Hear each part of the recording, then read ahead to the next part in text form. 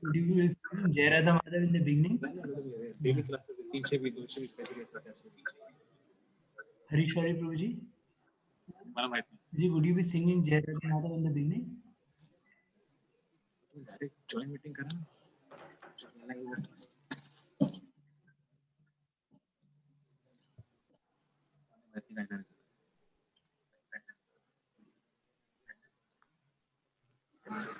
Oh.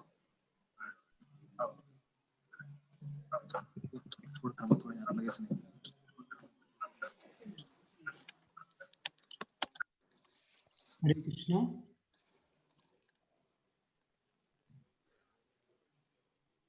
Hare Krishna. Am I audible? Yes, no. I can hear you nice. No problem. Hare Krishna, we are very, very fortunate to have with us this Harishwari Prabhu. Vivo. Glory to Srila Prabhupada. So I would like to just give a brief introduction of Prabhuji before we get to hear from Prabhu. His Grace Harishwari Prabhu was born in England in November 1950. In 1971 May, he came in contact with devotees at Australia, and he was duly accepted as an initiated disciple by His Divine Grace A.C. Bhaktivedanta Swami Prabhupad on April 9th, 1972 in Sydney. In August 1975, he moved to the newly opened Iscon Krishna Balram Temple at Vrindavan, India, where he served as the temple commander. In November 1975, he joined His Divine Grace Srila Prabhupada's personal entourage, remaining as His Divine Grace servant for 16 months. In March of 1977, Srila Prabhupada appointed him as ISKCON's GBC for Australia, New Zealand, and Indonesia, a service he performed for over 7 years. During that period, he oversaw the growth of the ISKCON society in the South Seas from 4 temples and ashrams to 17, including 4 farm communities, 2 schools, and several restaurants. He was also instrumental in establishing branches of the Bhaktivedanta Book Trust in Australia and Indonesia. In 1986, he began the work of transforming the diary he kept while traveling with Srila Prabhupada into a book, or rather a series of books called the Transcendental Diary. We are very fortunate to actually get wonderful anecdotes of Srila Prabhupada from this diary, just like Lord Chaitanya, through Murari Gupta's Karchas and through Sarup Damodar's Karchas, we actually get to hear about Lord Chaitanya.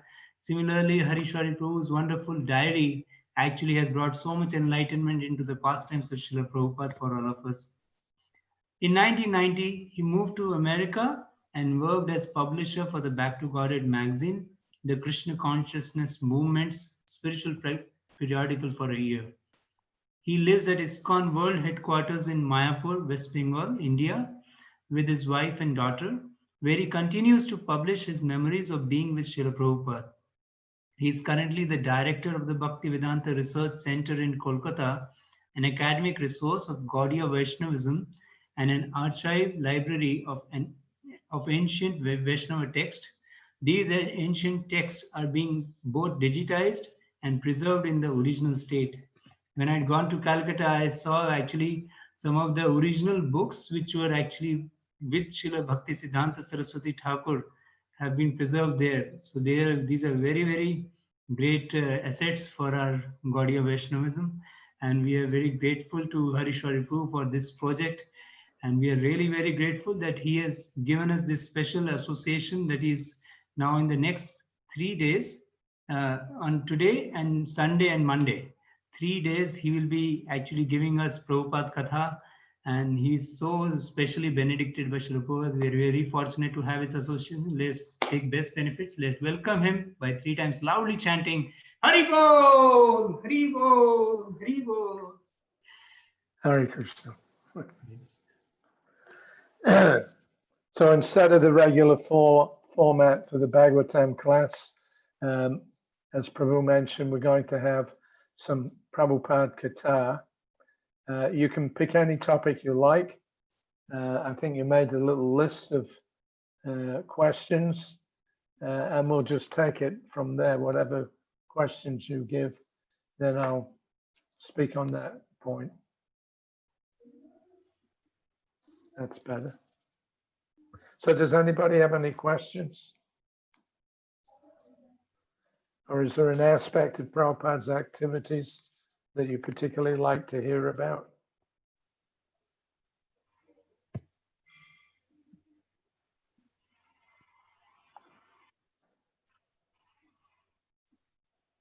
Can you hear me?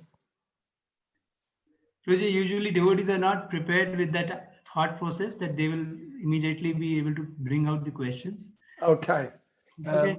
In that case, I'm just going to read a short exchange between Srila Prabhupada and a Brijbasi devotee that helped us when he built the Krishna Balaram Mandir. Yes. There was when Prabhupada was given the land in Vrindavan, at that time, that area of Vrindavan was very sparse. Not many people went there because the center of the town was, further down. So when Prabhupada got that land, he said that he was doubtful whether it would become successful or not. But of course, within a couple of months of the opening of the temple, it got packed with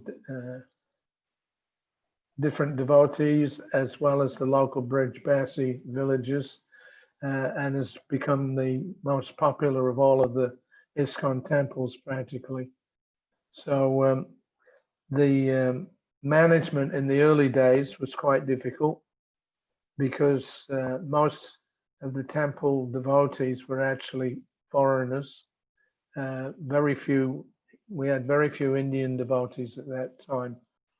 And so this man, his name was Bhagatji, Vishwambar Dayal. He lived just around the corner behind the back of our Krishna Balaram Mandir. And whenever Prabhupada was in Vrindavan, he would come every day. And he was actually doing a lot of management, although he wasn't officially part of the management team, but because he was a local man and he knew how things worked there. And Prabhupada used to consult with him practically every single day. And he was a very wonderful Vaishnav, very friendly with all the devotees. And his hard work in getting the temple up and running was always appreciated by Srila Prabhupada. So whenever Prabhupada was visiting Vrindavan, Bhagatji would come at lunchtime after Prabhupada had taken his massage and bath, and he would sit down and have his lunch. And Bhagatji would go into the kitchen, and he was well known amongst the devotees for making these huge rotis, thick ones, like this, what he used to call his breads. And he would cook those as Prabhupada was eating. And then the last one, he would bring into Prabhupada's prasadam room himself. And then they'd sit and chat and discuss various things that were going on in the temple. So Bhagatji was a good friend, but also an important player in the development of the first Iscon temples in India there, especially Vrindavan. So, of course, as Prabhupada discussed or gave classes or morning walks, that was all being recorded. And especially his morning walks and his Srimad Bhagavatam classes. Now those recordings were then sent to our archives, Prabhupada archives in Los Angeles, and they would be released for sale under the name of Prabhupada Tape Ministry. So the one, let's see, the archives had limited money and limited manpower. So whenever they got some recording, and if there was any Hindi or Bengali, then the archives didn't translate that before putting it into the Bhaktivedanta database. I think probably everybody's got a copy of the database, yeah? So you'll see quite often, especially when Prabhupada was in India, that he would be speaking with someone and he would switch over to Hindi and back to English or Bengali and English. And sometimes he would speak just in Hindi or Bengali. So because of this lack of resources of the devotees at the archives, they were not able to translate those Hindi sections. So we'll see sometimes when there's a transcript you're reading on the database, somebody will be speaking or Prabhupada will be speaking, and then he puts, the archives people put brackets, and it would say Hindi or Bengali. So that is one job that still has to be done. But anyway, this summer, for the first time, I actually found a conversation all in Hindi on the database. This is a conversation dated July the 10th, 1977 in Vrindavan. So this is when Prabhupada was very, very sick.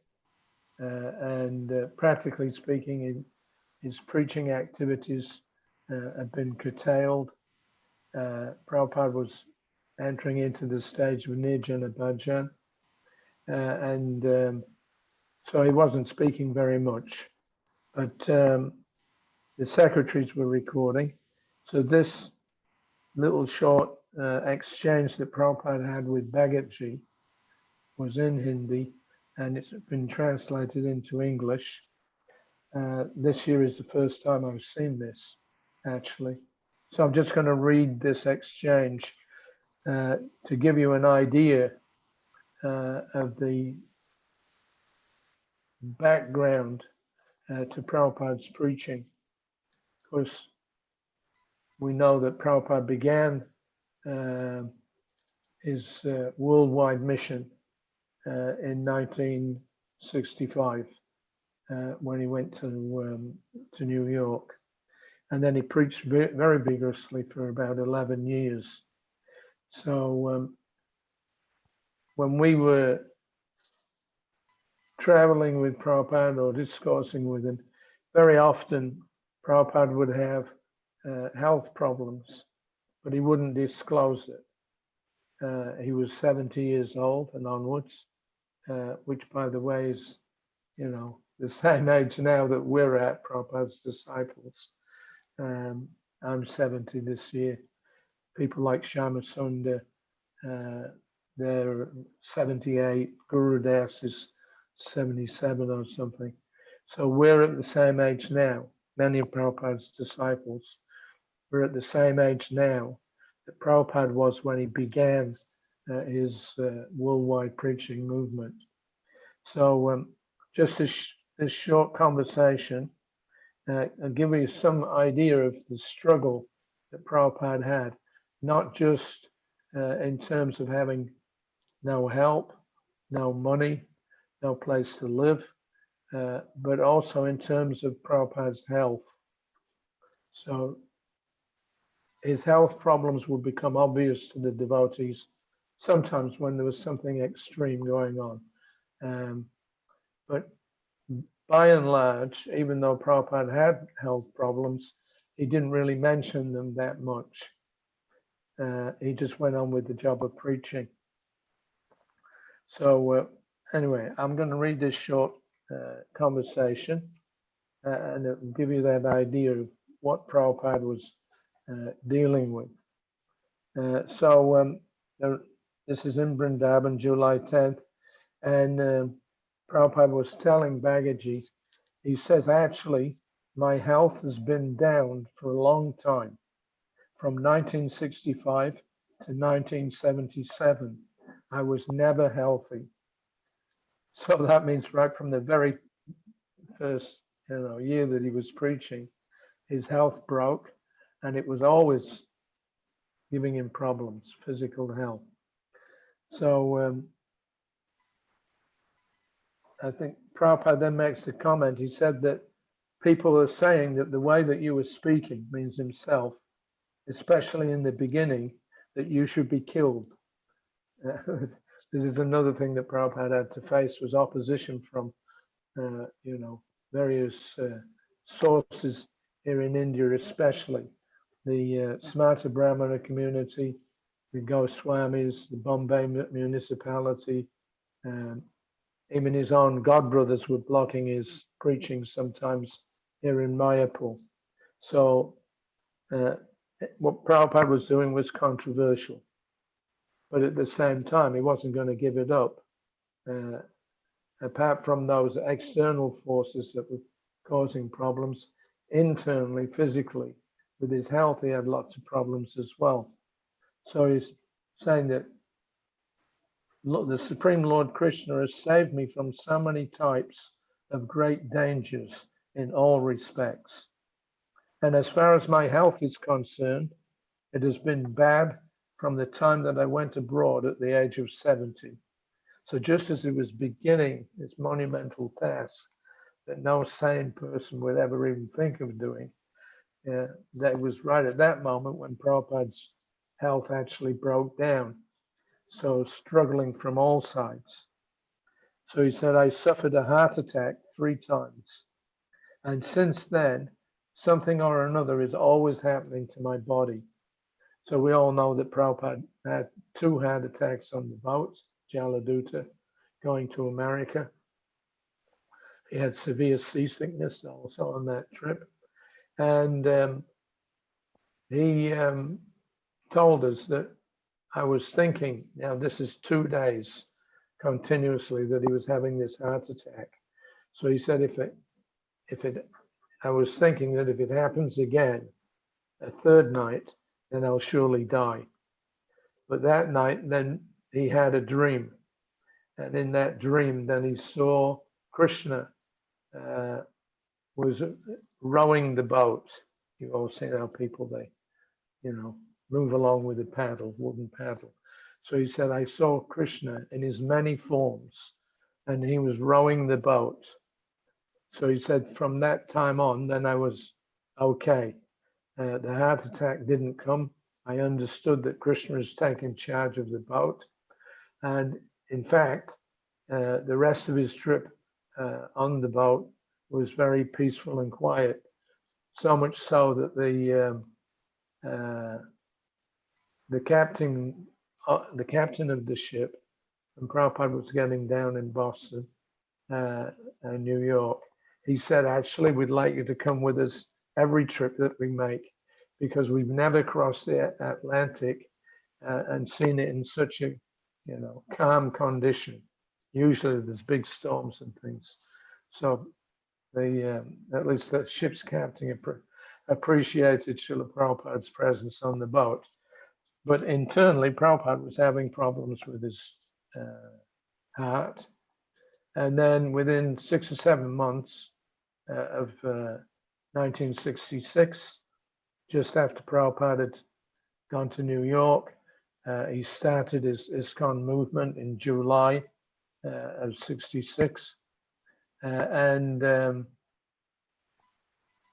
he preached, let's see, New York was the first temple, of course, January 1977.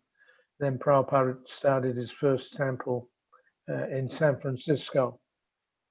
So he was there for a couple of months, January, February onwards.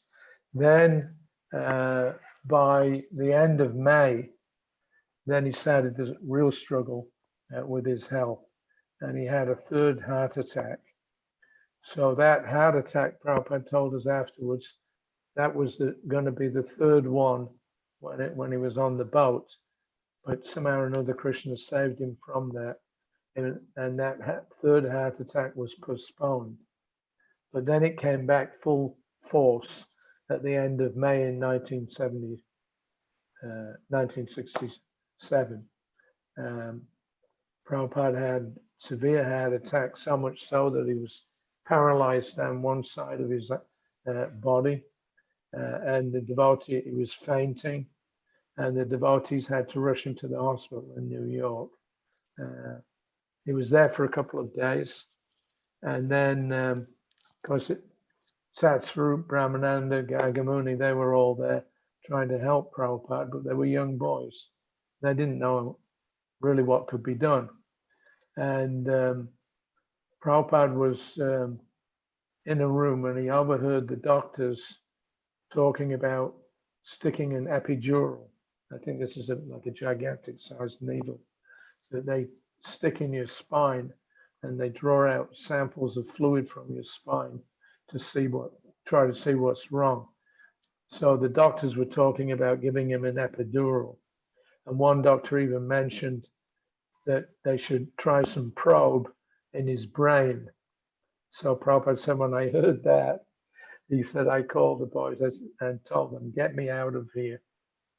So Gagamuni, in 1977, we were in Bhubaneswar.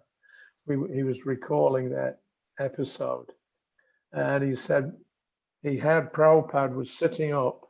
You know, they have these wheeled trolleys that people lay down on. They wheeled them around the hospital. Prabhupada was on this trolley, and he was sitting up, and he was just chanting Hare Krishna on his beads. And Gagamuni was going around with Prabhupada on this trolley, trying to find a way back to the room that he'd been checked into, and then they were going to leave. So when the doctors saw what was happening, they called the boys in, and they chastised them that you're going to kill this old man. Your master is very sick. He has to stay in the hospital. If you try and take him away, he'll die, and you'll be responsible for killing him. So they tried heavy psychological pressure to keep Prabhupada in the hospital, but Prabhupada was firm. He said, no, get me out, get me out. So they took him out, and then Prabhupada, for some weeks, he was being given continuous massage. So then that arm that was paralyzed became functional again. You'll see sometimes when people have strokes, even just like our Jayapataka Maharaj, stroke is very severe. If you don't die from it, it can often leave you in a broken condition. You get paralysis in the face or in the hands, etc., etc. But somehow or another, Prabhupada went through this severe stroke, and by carefully treating it and getting massage every day, then gradually he got his faculties back. So we don't see any pictures or videos of Srila Prabhupada, after that incident. We don't see him being wheeled around in a wheelchair or, suffering too severely. Somehow or another, Krishna, I wouldn't say cured the problem, but he fixed his body sufficiently so that he could continue on with his preaching mission. So anyway, that third heart attack, that came at the end of May in 1967. Prabhupada decided towards July, I think it was, that he should go back to India. And he wanted to go back to India for several reasons. He was still suffering some side effects from the heart stroke. There was no Ayurvedic medicine available in America, which Prabhupada had, right from childhood, he had, and it was traditional here in India that if somebody got sick, they go to the Vaidya, they go to the Ayurvedic doctor and get some treatment there. But when the British came in, they tried to destroy the Ayurvedic system and replace that with the allopathic medicines. Nowadays, practically everything is allopathic. But in those days when Prabhupada was small, it was Ayurvedic. So Prabhupada was going back to Vrindavan, he said, to see the Vaidya there.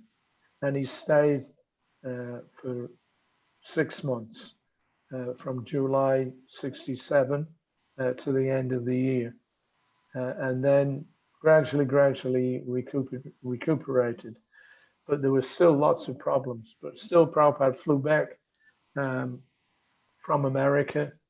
He came back in December of 67. And then that was when his preaching really started taking off, 67, 68. So this exchange between Bhagavaji and Srila Prabhupada from July 77. So that's exactly, almost exactly 10 years that Prabhupada had been preaching all around the world. So he was telling Bhagavaji then that he said, I went, so it had been bad from the time that I went abroad at the age of 70. I suffered this heart attack 3 times. And since then, something or another is always happening to my body. So Bhagavaji asked him, so in an unhealthy condition, you've been preaching all this time. Prabhupada said, all along I've been preaching in this unhealthy condition. I never went through such condition. One time I was traveling in a motor car and suddenly I felt that I will die now. So Bhagavaji asked, why? Was it because of fear or something else? And Prabhupada said, no, it was just that my health condition was so bad. That's why. So Bhagavaji asked him, so ill health, was it the fear of an accident? And Prabhupada said, no accident. It was because my health was so fragile, imbalance of the wind. When I was returning to India in 67 for the first time, these people took care of me nicely, but my condition was so bad on the way that I didn't tell them anything. I thought I will not survive. So this is Prabhupada leaving America to go back to India in mid-July of 67. So he didn't want to alarm the devotees, but he said as he sat in the car, then immediately he thought he was going to leave his body. It was that bad. But somehow he didn't. He said, I thought I would not survive. I arrived at the airport. As I was sitting, my condition became very serious. It was in the airport there, I guess in New York. So immediately I came to India by force. I was prepared. If I have to die, then let me go to Vrindavan. So Bhagavaji said, then you went back again? And Prabhupada says, yes, then I went back. So that was at the end of 67. But I thought that there is no alternative left for survival, so I should come back to Vrindavan. So actually my health has been down for a long time. From 65 to 77, I was never healthy. So that gives you a little glimpse of what Prabhupada was doing. Externally, we all just, you see these pictures of Prabhupada at Rath Yatras dancing with his arms high in the air.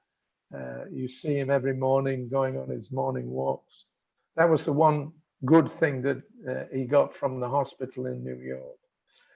One elderly doctor came in to examine him, and he passed his comment. He said, tell the old man he chants too much. Yeah, he should do some regular exercise. So Prabhupada took that one instruction from those doctors, to do regular exercise, and that was when he began his traditional morning walk. Every day at dawn, he would go out for an hour and walk, and he was doing that from about 67 or 68 onwards until his near departure. So other than that, there was so many problems that he had associated with these strokes. He said that for at least 1 year, 1.5 years, there was always some sound in my ear, he said, a loud sound like gong, gong, gong, gong, gong. And he said I was half crazy. It was so loud. And it persisted for 1.5 years. But his movement was just taking off. Yeah, from Prabhupada personally told me, from this movement actually began in 1968. That was when it really took hold. And if you look at the development of Iscon, you can see the list of Iscon temples in the old Back to Godhead magazines. And from about 68 or 69 on through till about 71, the number of temples in Iscon increased from about 5 to about 50. So just in those 4 years, he had this tremendous explosion of preaching. Devotees were flying to every continent, they were going to different countries and opening up centers. And Prabhupada had to deal with all that. He had to train people how to begin worshipping the deity, what standards should be. He had to give them their sadhana, make sure that they were following properly. He was giving out initiations again during that period, 68 onwards to about 72. The number of disciples increased from about 5 or 6 at the very beginning, active, to about 60 or 100. And then by the end of Prabhupada's stay with us, he had nearly 5,000 disciples. So all of this happened in this very concentrated period of time. And Prabhupada was suffering diabetes. He also developed. He got a diseased kidney. That kidney disease was also very bad. I don't know whether any of you have ever had to suffer any kidney pain, but they say it's one of the worst pains that you can imagine. I have a godbrother, Saradanian Prabhu. He's here in Mayapur. So one time I saw him in Calcutta and he was just going to the hospital because he had a kidney stone. So a few days later, I saw him, he'd come out from the hospital, the stone had been removed. So I asked him, what was it like? He said, well, he said, any person that comes with kidney disease, they put them all in one corridor, or one section of the hospital. He said, because the kidney disease is so severe that even giving you morphine or any other painkiller has no effect on it. So they leave all the kidney patients in this one ward by themselves so they can all scream together. And the rest of the hospital remains peaceful. So Prabhupada had very serious kidney problems. I joined at the end of Prabhupada's party at the end of 1975. That was one of the first things that I noticed when I was giving him his massage, that his arms and his legs, they would puff up with fluid under the skin. It's called edema. It's when the kidney is practically so diseased that it doesn't function anymore, and your body accumulates this water, and then you have to take some medicine, a diuretic, which will somehow or another draw the excess water out. So that was something that I saw, and that was December of 1975. In 1976, we had gone to Hawaii for about a month. I think 2 times then, when Prabhupada was in Hawaii, he called me in the middle of the night, 1 o'clock, and he told me that he was not going to go on his morning walk because his kidneys were giving him too much trouble. 2 months later, Prabhupada was in New York, July 76. And again, the same thing. About 1 in the morning, Prabhupada rang his bell. I went into his room and he was just sitting there. His dictaphone was in front of him, but he was not using it. And he was looking very pale and gaunt and very subdued. And he told me, he said, I have some pain with this kidney and I cannot work. So if Prabhupada was in such a condition that he couldn't do his writing, then you knew it was really serious, because nothing would keep him from doing his translation and commentaries on the Bhagavatam. So he called me and he let me know what was happening with him, but he didn't suggest any options how to deal with it. So I went back into my room. I was quite disturbed. And also, I was very much aware of the fact that, that time I was a 24-year-old. No, very few of us had any knowledge of, how to treat these conditions. So Prabhupada would just, tolerate things, but he was very reluctant to take any of this Ayurvedic medicine. Allopathic medicine. So that was just after we got to New York. A couple of days later, we went to Gitanagari. In those days, it was called the Pennsylvania Farm. It was about a 5-hour drive from New York down to the farm there in Pennsylvania. Prabhupada took a ride on what was then called the Radha Damodar Traveling Sankirtan Party. On one of they had 7 Greyhound buses for preaching and about 130 brahmacharis going out every day all over the country selling Prabhupada's books. So Prabhupada took a ride from New York to Pennsylvania on one of the buses. There's a few photos of that. And he said, this is a dream come true. So he stayed one night at the farm. Again, in the middle of the night, I heard the buzzer ringing. I went into Prabhupada's room, and the same thing as the 2 nights before. He was sitting very quietly, and he said, I can't work. My kidney's giving me too much pain. So this time I thought, we have to do something, and we're not doctors, and Prabhupada himself is not prescribing anything. So I asked him, well, can we get a doctor when you come back to New York? So Prabhupada was, he was reluctant, but he said, still anyway, something is there undoubtedly. So yes, bring the doctor.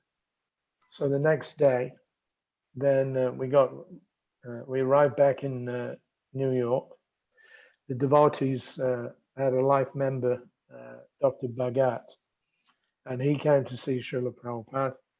He examined him, and his opinion was that Prabhupada had a diseased kidney, and possibly the other kidney also was not functioning very well. So he prescribed 5 different medicines. I can't remember all of them, but there was a painkiller, a sleeping pill, antibiotic, like that, 5 different pills. So when I saw the list, I gave it to the devotees there at the temple, and I told them, you can go out and buy this medicine that the doctors prescribe, but I can tell you now that Prabhupada's not going to take them. So that's exactly what happened. They went out, they bought all this medicine, they put it in the, front on Prabhupada's desk. Prabhupada looked at them, and then he said, that's all right, chant Hare Krishna, that's the real medicine. So he refused to take them. So he was seriously ill, but that was his determination to keep on, preaching. When we left New York a few days later, Prabhupada had just done an initiation ceremony for about 200 devotees, and As a result of that, next day, he developed a very heavy cold, very heavy, like a flu. So the GBCs were meeting at that time in New York. So at the end of their meeting, they went to Prabhupada's room and they had made a resolution, not exactly a resolution, but a request that Prabhupada cancel the next stage of his tour. He was due to go from New York to London. So they asked Prabhupada, whilst you're sick, you've got this cold, the airlines advise if you have a heavy cold, don't fly because all your mucus becomes blocked up, you get dizzy, you throw up, so many things happen. So they asked Prabhupada, please stay here in New York for some time and recuperate your health before you continue with your traveling. But Prabhupada said, no, he said, that's all right. He said, after all, they're expecting me to come. So I don't want to let them down, so I should go. So there was no arguing. We knew he was sick, but there was no argument with him or persuasion. So that building we had in New York at that time was 11 stories high. It was in Midtown Manhattan.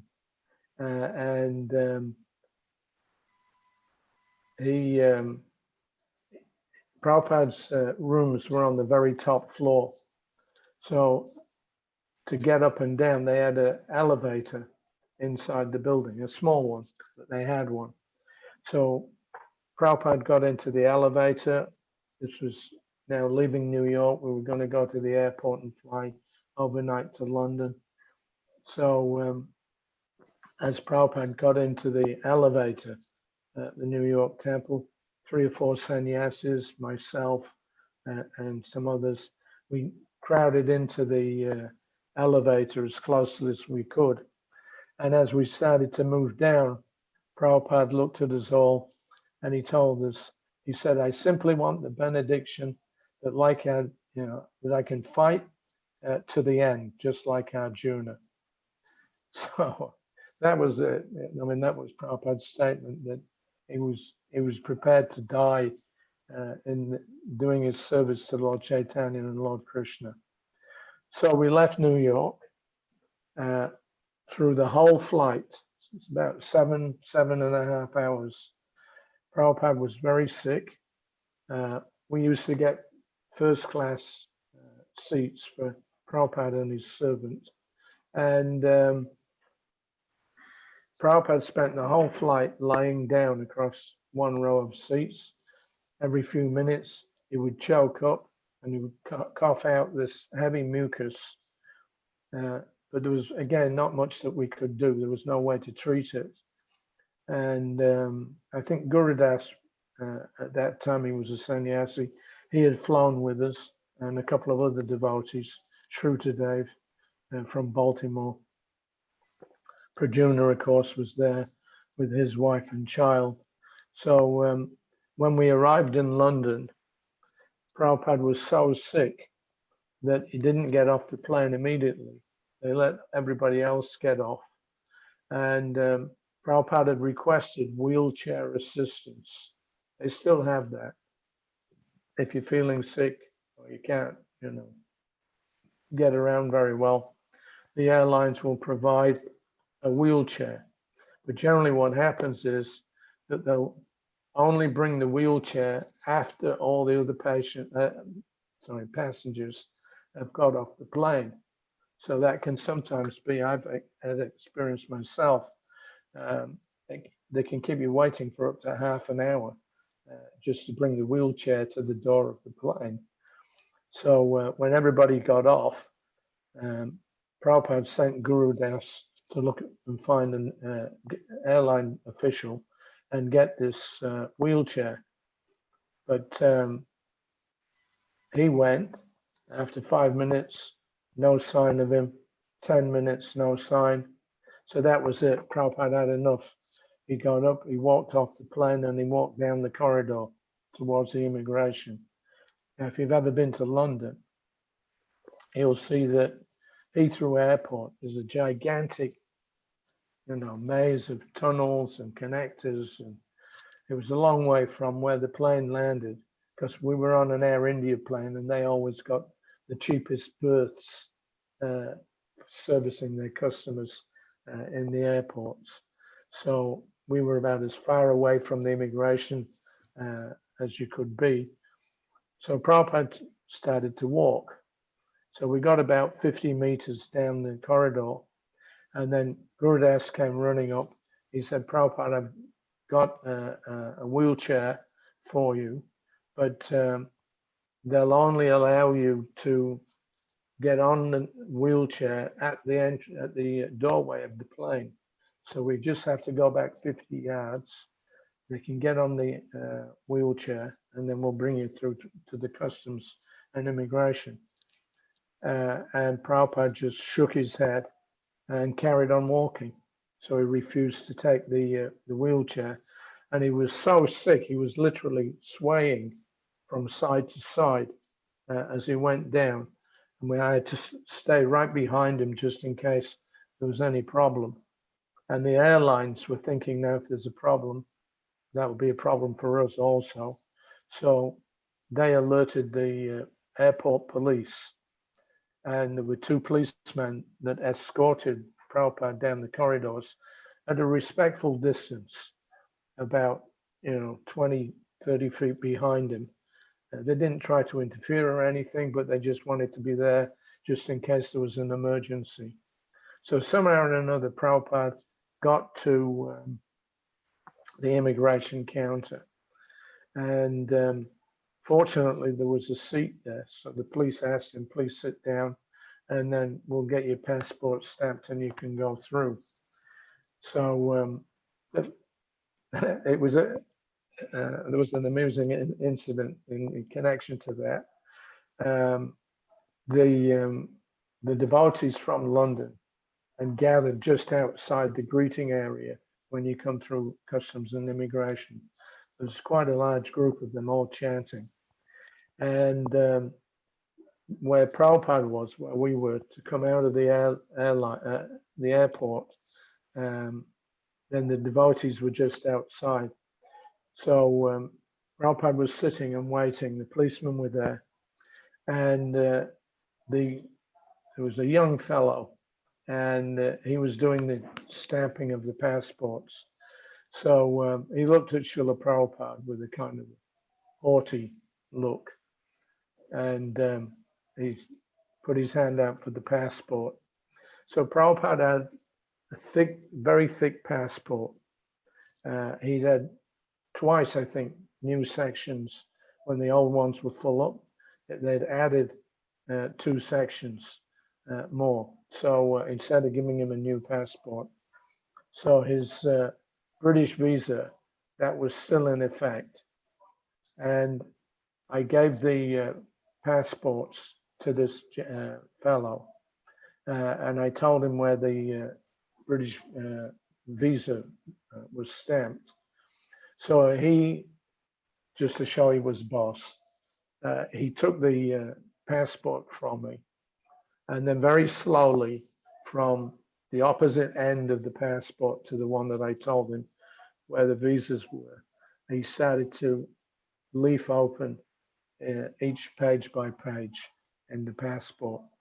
So I got so annoyed with him that I snatched the passport back off him. I opened it up immediately to where Prabhupada's visa was, British visa, and I handed it back to him. I said, it's there. And this fellow became so agitated. I mean, I guess they weren't used to people taking their passport off them. And he got really annoyed. And he got a hold of his rubber stamp and he pushed it in my face. He said, here, why don't you stamp it as well? Go on, stamp it. So it was very childish, because we had an emergency practically with Prabhupada there. And the policemen, when they looked over at this fellow behind the immigration desk, and they gave him a very stern look. Don't fool around, just let him go. So the young fellow, immigration officer, all right, he gave us back Prabhupada's passport, and then his whole demeanor changed, and he suddenly became very friendly. And he said, "Here," he said, "isn't he the bloke that wrote the Bhagavad Gita?"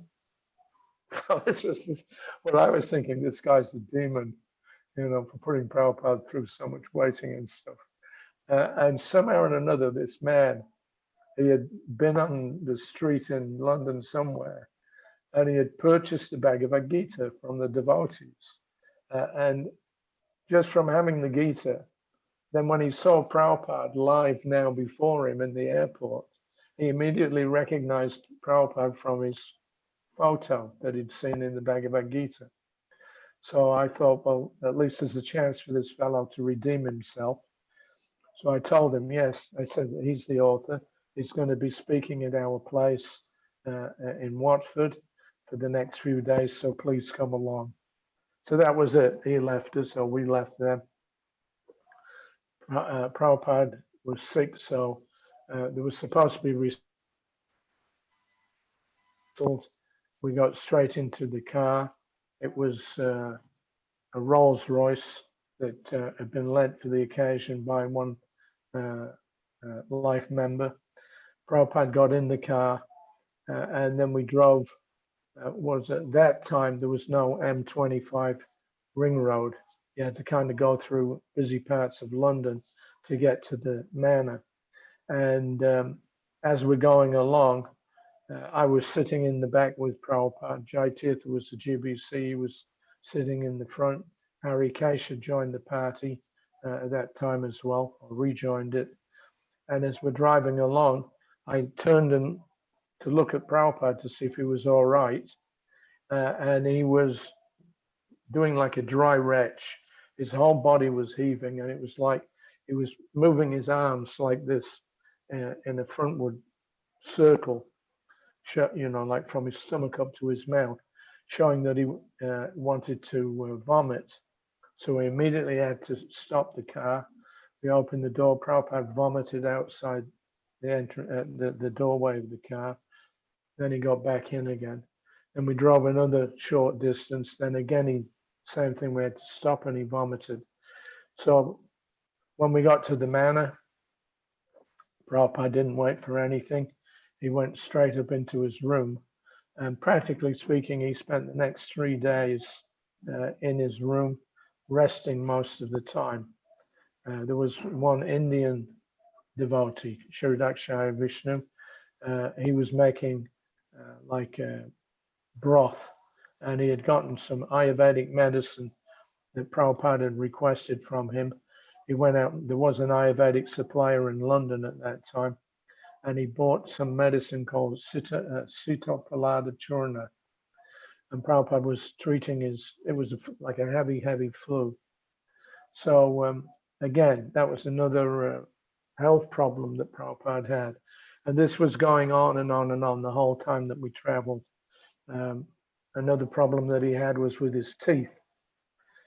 We halfway through the American tour, I think in June, Prabhupada was in New Brindavan, and he went to Toronto. So when we got to Toronto, he had developed this toothache, and it was so bad, his whole face was swollen out, like he had a balloon in it practically. And he was taking a little extra rest because of that. But when I asked him, can we bring a dentist? Prabhupada just, no, not necessary. He said, as soon as he comes, he'll take one look and he'll take them all out. He said, my policy is let them fall out as they choose. So that was the way that Prabhupada dealt with severe toothache. And what was it? Oh, to treat it, the only treatment that he used was sucking some of this cloves, the spice. It has like an anesthetic effect. So he was sucking a few of those, but that was it. So that incident with the tooth, it took about a week for Prabhupada's cheek to get back to normal. I think he had a very heavily infected gum. And rather than treat it, Prabhupada just went on, gave classes, went on the morning walk. He did initiations. He did the Sunday feast, everything, whilst tolerating this tooth pain.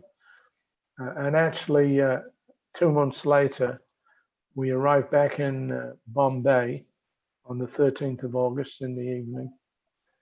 And one second.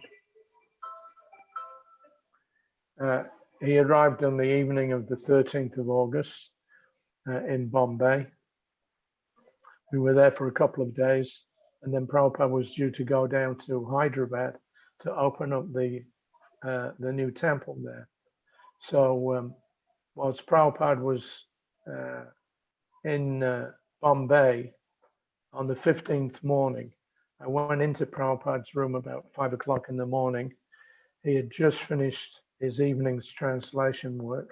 You have to remember also, when all this was going on, Prabhupada was, still getting up every night, 11 o'clock, 12 o'clock, and then working the entire night on his Bhagavatam. That was despite all these problems. So on the 15th, I went in his room. He was sitting, leaning back. He smiled.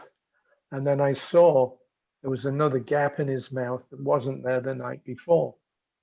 So I was shocked. I said, Prabhupada, what happened to your tooth? So he didn't say anything.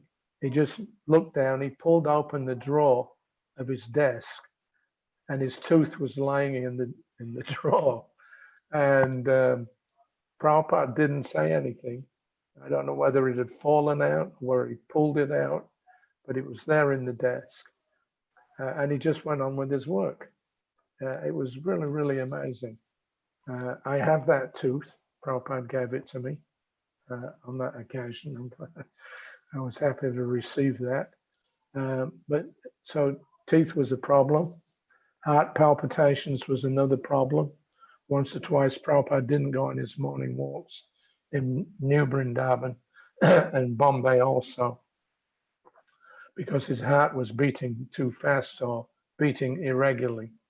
So again, doctors were called, but they couldn't really prescribe anything useful or effective. So these were all different things that were going on all at the same time. As I've just read there from that conversation, I'm always ill. So Prabhupada was in this, going from one bad condition to another all the time, at least when I was with him. That was from November 75 up to mid-March of 1977. And then, of course, at the festival, Mayapur festival in 77, Prabhupada got so sick that he could only attend one day of the festival. And as soon as he'd finished, greeting the deities, he had one of the devotees give a class instead of doing it himself. He went upstairs to his rooms, and for about 6 days, Prabhupada had a very high fever. He was simply lying down on the floor sometimes. Sometimes he was lying on the bed. And that was virtually the end of Prabhupada's active touring and preaching. After 6 days, he had this high fever that broke. And the devotees had arranged for a pandal in Bombay, I think from March the 22nd through till the end of the month. And initially Prabhupada said that he wouldn't be able to go. But then at the last minute, at the end of the Mayapur Vrindavan festival, then Prabhupada decided he would go. So he flew from Calcutta to Bombay. And when he arrived there, myself and Giriraj Maharaj, we greeted him at the airport. Prabhupada was sitting in the back of the car. The authorities made a special arrangement for him, because now you have this big airport in Bombay, maybe two, I think now. But in those days, there was just this small airport, Palam Airport. And we met Prabhupada at the gateway. It was like open gates leading onto the airfield. And the airport authorities allowed us to drive Prabhupada's motor car. He had an ambassador. They allowed us to drive that onto the airfield, right up to where Prabhupada's plane had come down and then was being parked. And we saw all the people getting off the plane. And then for about 5 minutes, there was nothing. Then we saw one of these big trucks that they use for, loading up and down the food trays. So they have these little metal carriages, which they wheel up and down the aisles. So to get those food carts onto the plane, they had to use a truck with a hydraulic back on it. So the whole back of the truck could elevate very high to become level with the entry to the plane.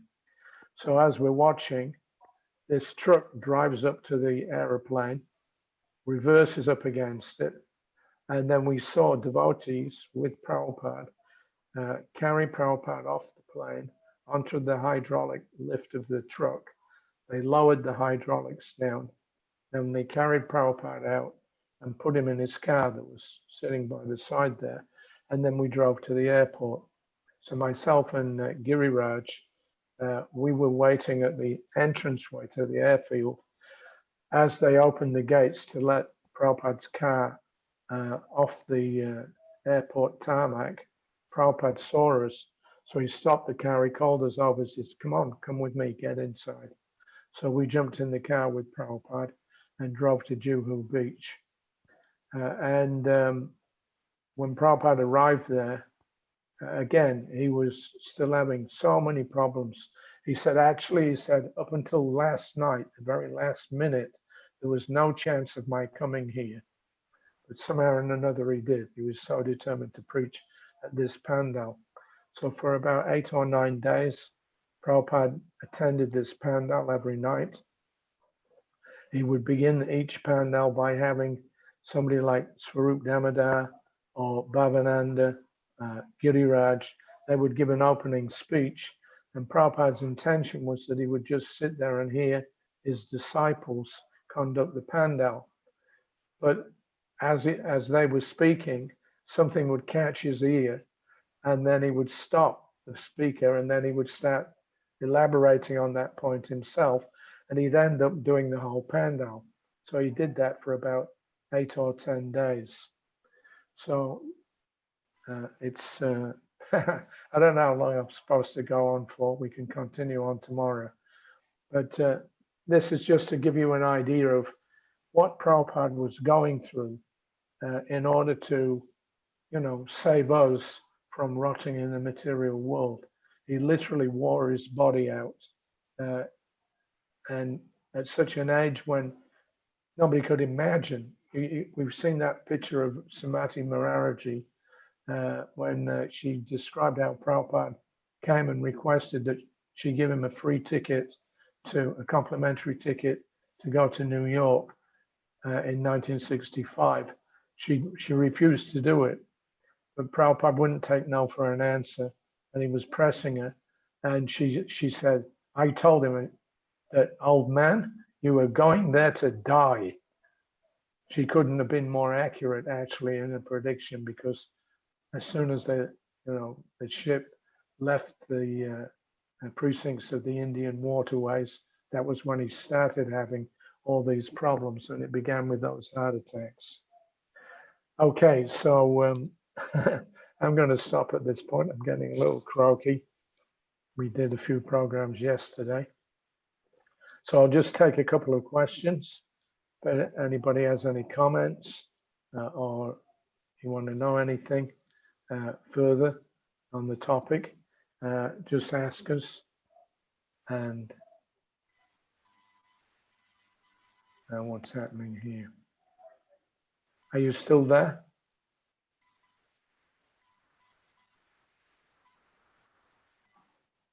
Well, I can't hear anything and I can't see anything. Ruchi, we can take questions as just displayed on the screen. Okay. Well, the questions are not there on the screen. Most of it's been blanked out.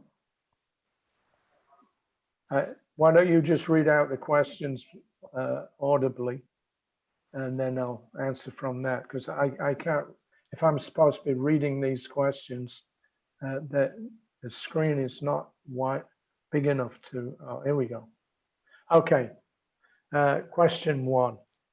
Dear Prabhu, can you share with us how Srila Prabhupada tackled management hassles side by side while writing his Bhaktivedanta purports? Often we all get sucked into management problems and find it difficult to cope with spiritual duties. So Prabhupada always told us that if you, if you don't have enough time to get your rounds done, or you're so busy that you can't keep up with all the preaching that has to be done, then his solution was sleep less. He never told us, all right, you don't have to do this. He would say, all right, if you have something to do, you haven't got enough time, sleep less.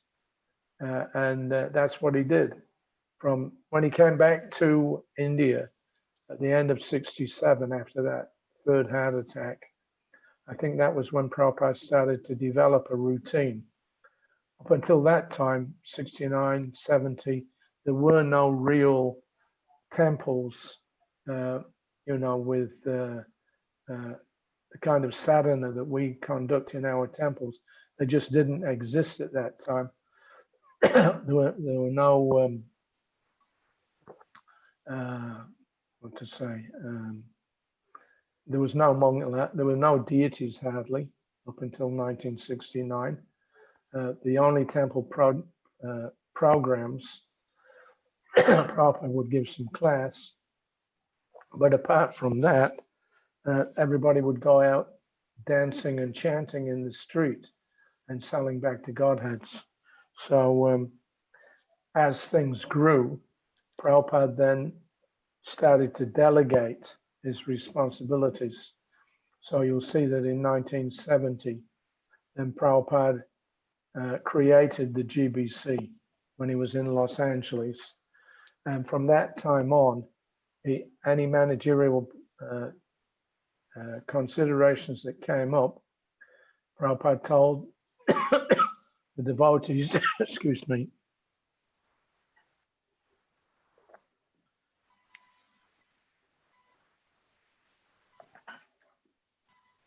he told them that they should write to the local GBCs and get their problems solved on that level, so that he could be free to do his service, which was essentially writing his books. So you'll see many letters where Prabhupada says the same thing. Yeah, approach the senior devotees, approach the GBC, and give me the time so that I can write. In practice, though, although Prabhupada expressed this many times, in practice he would work 24 hours a day. In Toronto in June of 76, some professors from University of Toronto, they had come to see Prabhupada at the Sunday feast. So as at least one or two of them, they had seen this Chaitanya Charitamrita that Prabhupada had just published in 17 volumes. And it was just astonishing. And one of them asked Prabhupada, you have so many books, and on top of the,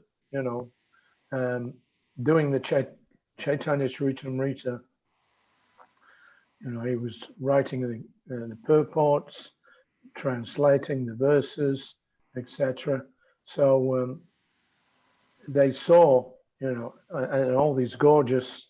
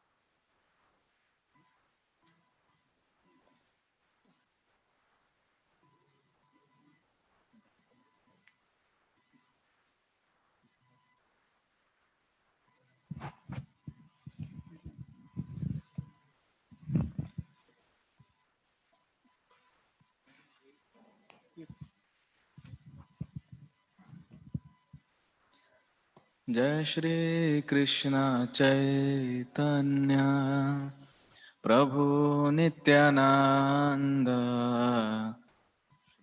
द्वैत गदाधर श्रीवासादि गौर भक्त वृंद.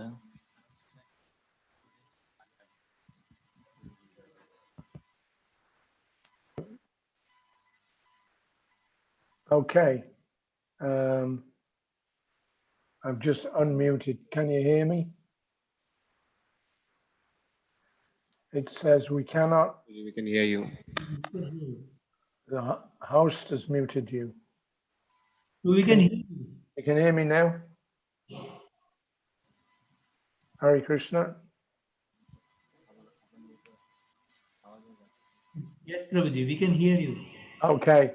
So you were asking, you can put those questions back on the screen again, but you were asking about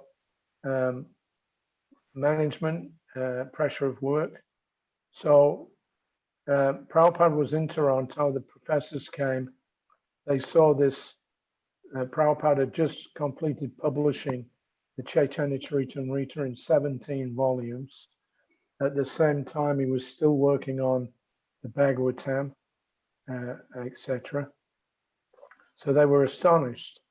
And one of them asked Prabhupada, where do you find the time to do all this work? You're traveling all over the world. You've got like 100 centers that you have to oversee and guide, thousands of disciples. You're writing So where do you get all the time for doing this writing? And they're professors. I mean, these are people that, you know, that's their stock in trade, is writing books. There was actually a newspaper reporter that visited Prabhupada in New York a few weeks after this, and Prabhupada had all of his books on display in his room, and the reporter, again, he was astonished. He couldn't believe. He said, "I can't believe how one man could do so much." He said it takes practically a lifetime just to do one or two books. So with these professors in Toronto, Prabhupada told them, he said, I write in the night. He said, I take rest at about 11 or 12 o'clock. Then I get up, I chant, I do the balance of my chanting, if there is any, and then I work from 1 or 2 in the morning until, dawn. So he said, in this way, little drops of water wear away the stone. So he said, gradually I'm doing all this work. So that was Prabhupada's solution, was he simply stopped sleeping. When we got to London in July of 76, George Harrison came to see Prabhupada. And Prabhupada gave him one of his newest editions of the 7th canto of the Bhagavatam. And again, George made this remark. He said, I don't know how he does it. So much work, so much writing. It's not humanly possible. And Prabhupada replied, yes, he said, it is not humanly possible. So anyway, the point, get back to your question, was that Prabhupada, as he got more and more service in growing Iscon all over the world, traveling, etc., he simply cut down the amount of sleep that he was having so that he could fit it all in. So he told George Harrison, he said, I don't like to sleep. I think that now, when I go to sleep, he said, I think that now I'm going to waste my time.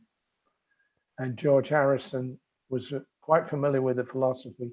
He said, yes, he said, sleeping is called a little death. So anyway, that was how Prabhupada dealt with things. It was like this gigantic banyan tree with its roots spreading all over the world that started from this tiny seed of Srila Prabhupada going on his own with no help, no money, no place to stay. And within 10 years, he had this huge worldwide organization.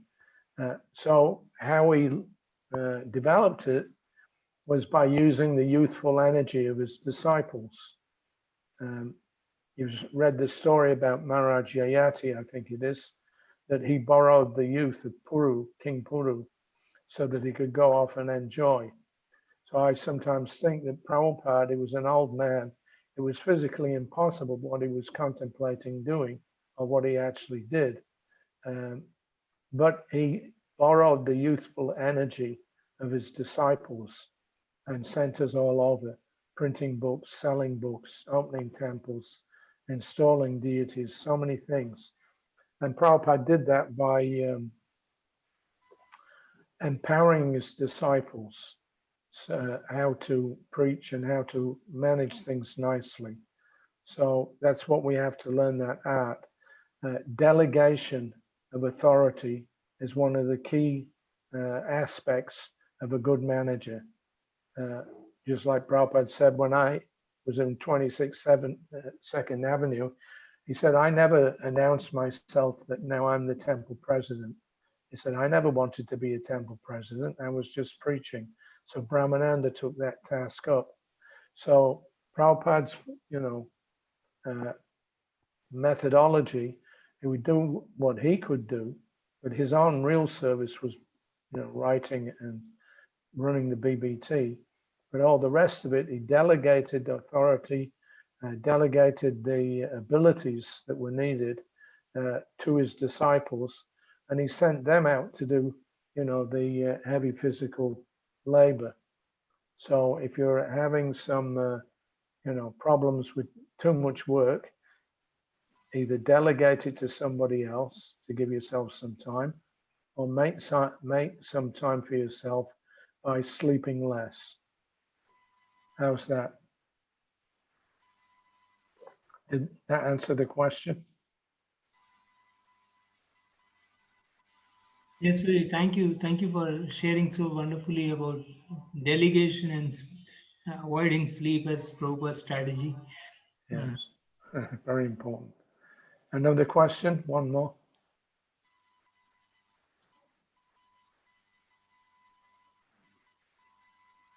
Okay, that's question 10. So we've gone from 1 to 10. How to imbibe, oh, now I've lost the screen. You've just blanked my screen out there.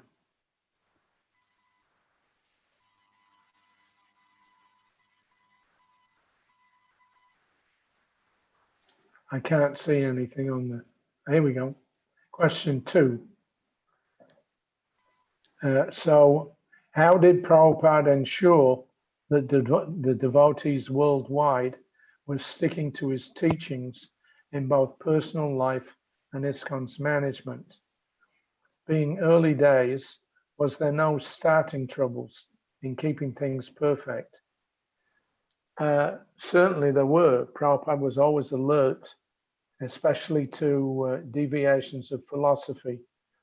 You'll read the story about, and Gargamuni will tell you about this, when the devotees in Los Angeles started preaching a deviant philosophy, which Prabhupada said was given to them by certain persons in India. There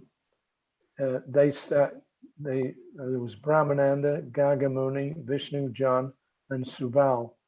And they started to preach to the devotees that actually Prabhupada is Krishna himself. And we have failed to recognize that. We're not giving enough respect and honor to Srila Prabhupada. And that was a big thing in Mayavadi philosophy, that Prabhupada is Krishna himself. And because of it, Prabhupada in 1970, he, at the end of the year, or near the end of the year, he created the GBC. That was not a new idea, but he had not yet implemented it. But when this conspiracy, as he called it, it's like an accidental conspiracy. When that reared its ugly head, as they say, Prabhupada had to take drastic action. So he had these 4 men, he gave them all sannyas. Now, in those days, no sannyasi was allowed to be involved in management. So these men were manipulating the other devotees with false philosophy and through the management positions that they held. And so Prabhupada gave them sannyas, which immediately meant that they couldn't manage anything anymore. And then not long after that, around the same time, the same week, Prabhupada initiated some new sannyasis. He also what was I going to say? Anyway, he initiated some new sannyasis, and he immediately left India to go. He left America to go back to India, which was not his plan. But later on, Prabhupada told us, he said, I was thinking now we've got this big Los Angeles center, the same one that we still have now.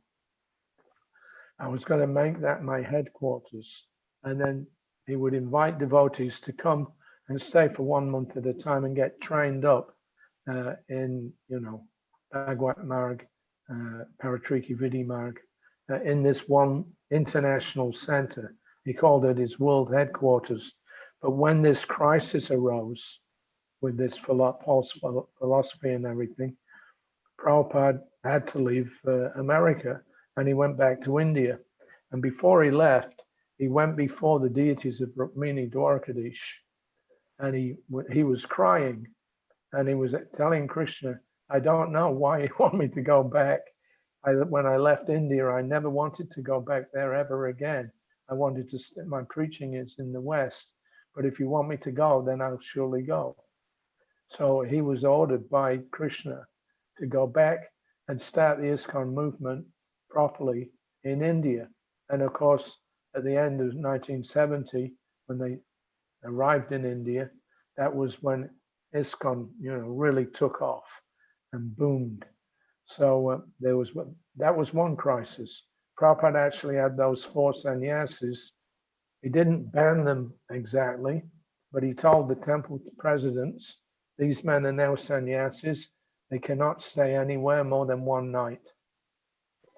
So they weren't allowed to stay in the temples anymore. Prabhupada kind of resolved the situation later on with them, and they all came back and accepted their mistakes.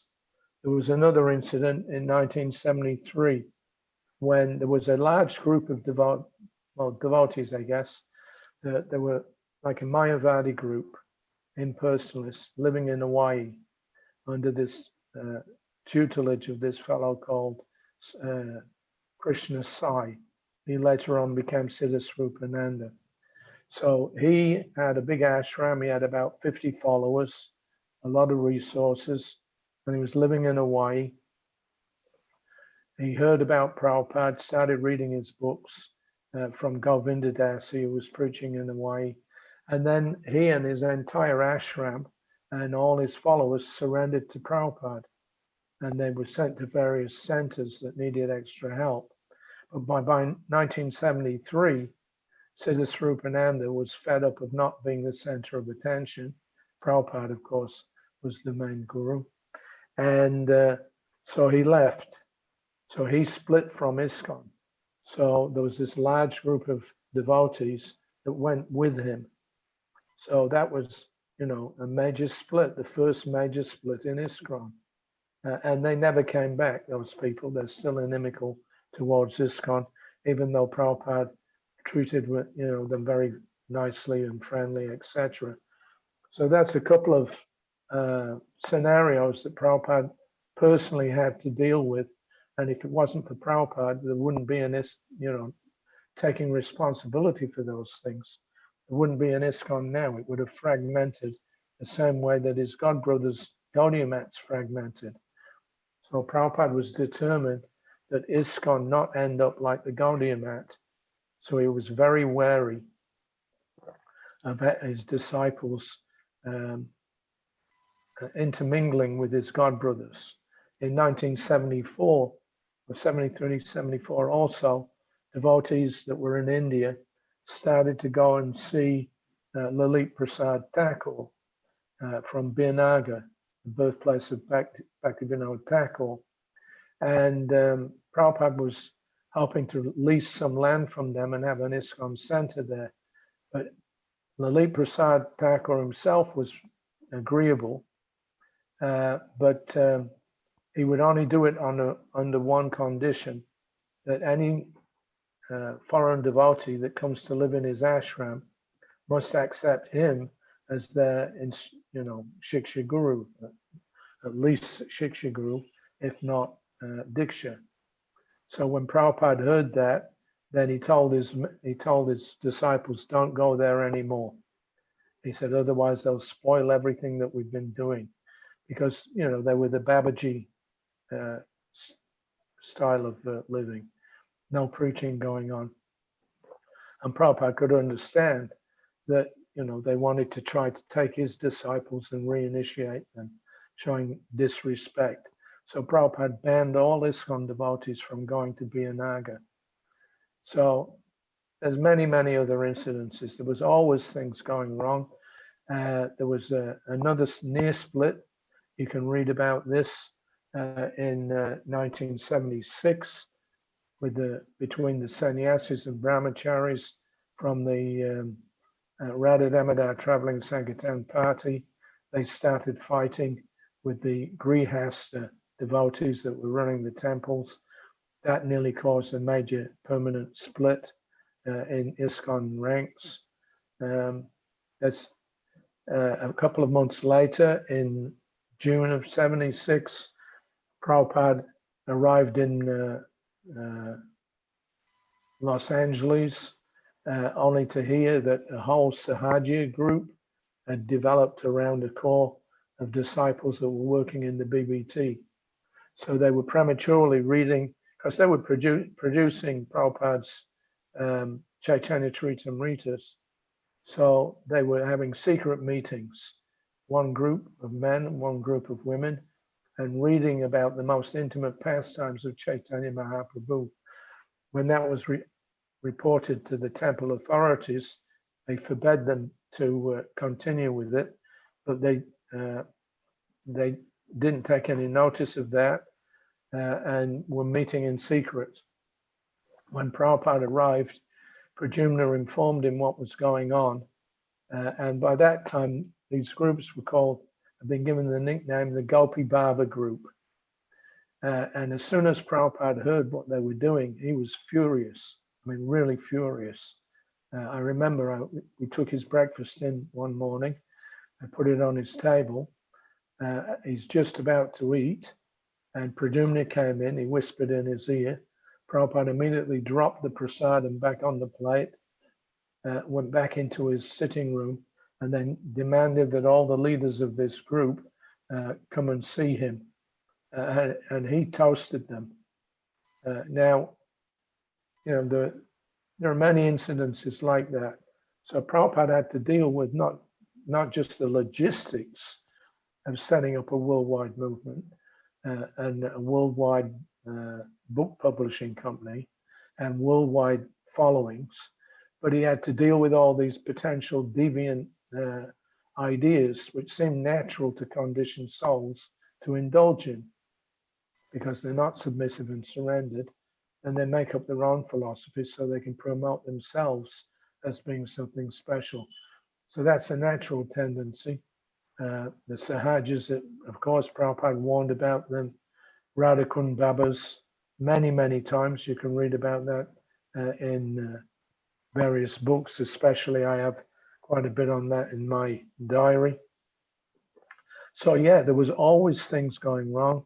There were always challenges that Prabhupada had to face, any one of which could have destroyed what he was trying to do in creating Iscon.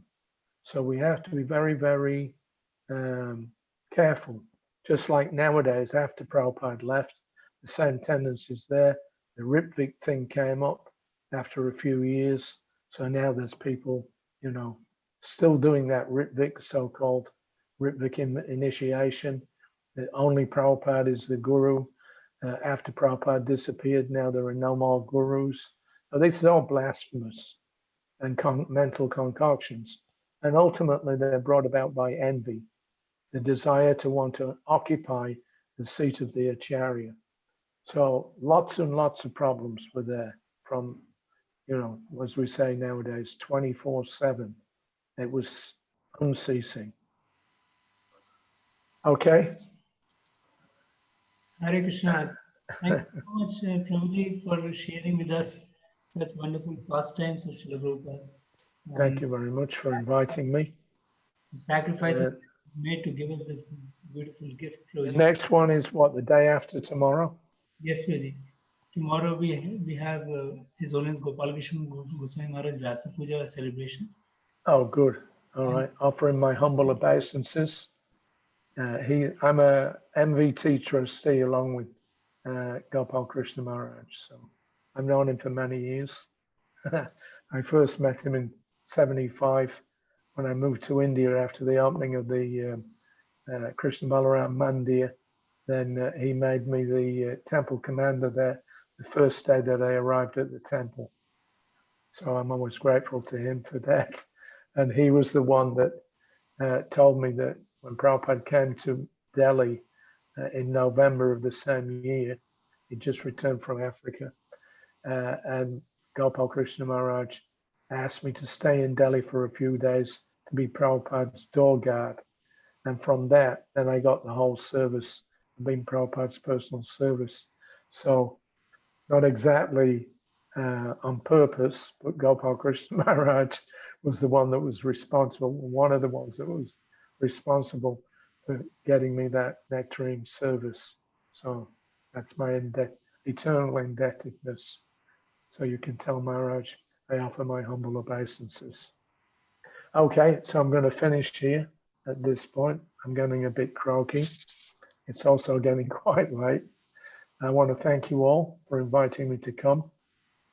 If we ever get out of this Corona-19 lockdown business and can start traveling again, I'd certainly like to, as long as I'm fit enough, I'd like to come back to Pune again sometime. You're in Pune, right? Yes. Thank you so Yeah. much.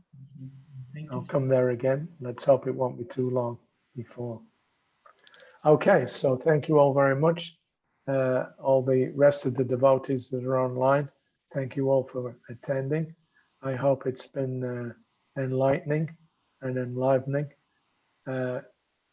People ask me, devotees ask me, when will the next diary come out? I have 5 volumes complete. I'm working on the 6th volume, and then there'll be one more after that.